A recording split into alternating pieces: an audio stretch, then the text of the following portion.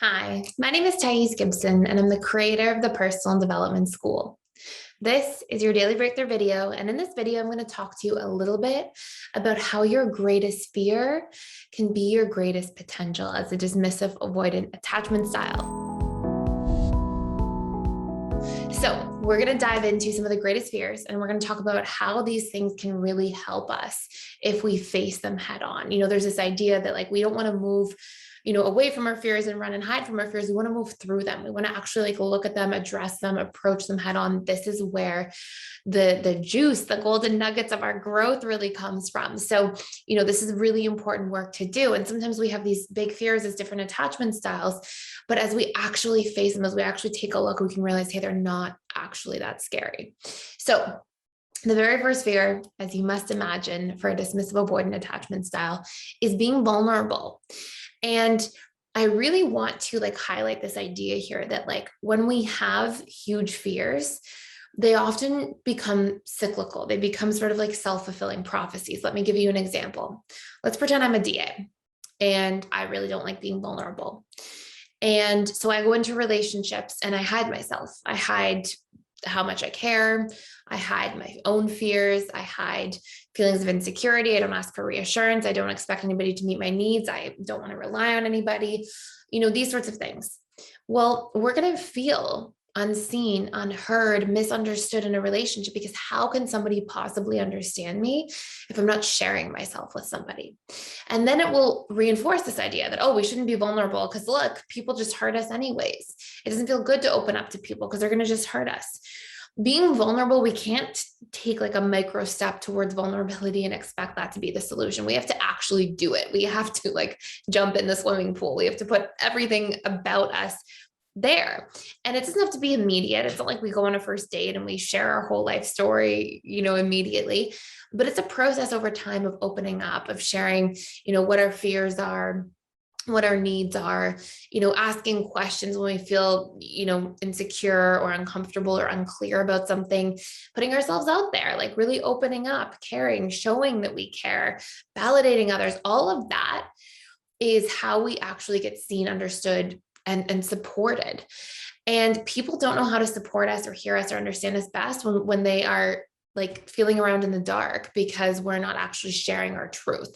And people are not mind readers, even if they're super hyper vigilant or really good at figuring stuff out or reading between the lines, they're not always going to get it right. And sometimes, dismissive avoidants get robbed of the life of experience of really having that deep interconnectedness. And I can't share how important it is to feel like you have a partner that you can go through life with. And it doesn't just have to be a romantic partner. It's a good friend. It's a family member you can rely on. It's somebody you can open up to.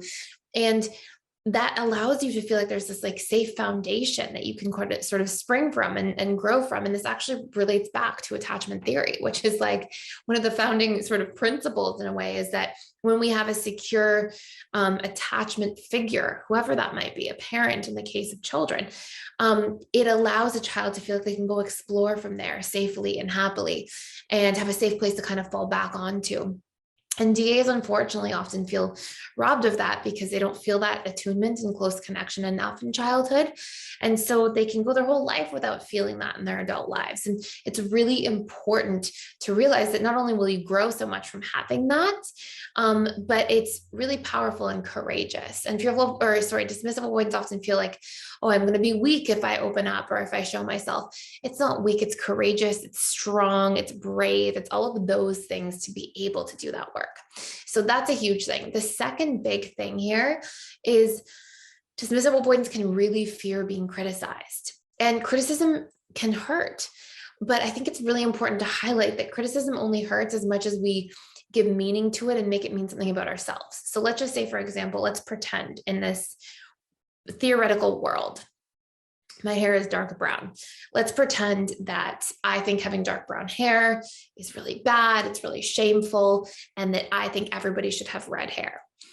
Well, if I'm constantly believing that about myself, I'm constantly rejecting my own hair color, then if somebody comes around to me and says, oh, it's too bad your hair is not red, I might go, oh my gosh, I know it's so shameful. They see me, they see that I'm so shameful.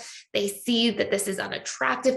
If I already have all these beliefs about myself and my hair color in this theoretical example, it's going to really hurt, right? Somebody's going to be reinforcing all these things I already believe and feel about myself subconsciously.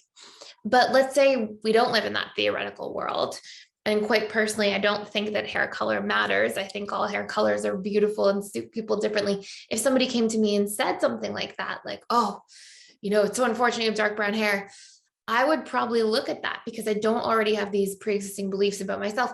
I would probably look at that and go, oh, interesting. They have a hair preference. And it wouldn't hurt me because I would see it's about them. It's their hair preference, their, stuff.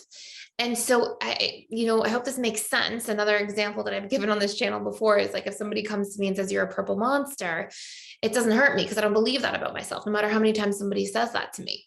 And it's like, we're, as long as we're not giving something meaning, then we instead get the opportunity to look at something and be like, interesting, what is this really about? Is this about me, or is this about this person and their preferences, their ideas?